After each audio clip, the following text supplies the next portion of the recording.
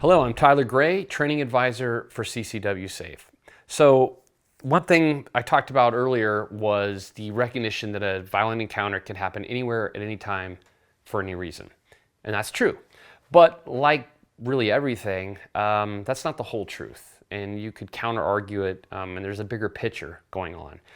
And the bigger picture, the reality is that though it could happen anywhere at any time, the reality is things tend to happen in clusters, tend to happen at certain times of the day, tend to happen in certain areas. For instance, you're much more likely to have a violent encounter at a gas station than you are, at a tennis court.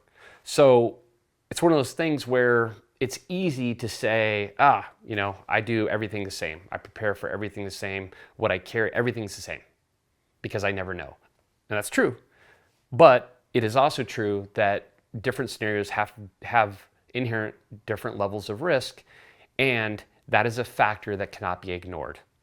Because if you do ignore it and treat everything the same, you have the potential risk of going into a higher risk scenario not as prepared as you should be, or conversely, going into a much lower risk scenario, not necessarily with too much stuff, but instead you go, there's no risk there.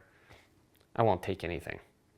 So recognize it and kind of have a fusion of the two, of knowing that you always have to prepare for anything and any time, yet at the same time, look at, plan for, and accept the different levels of risk.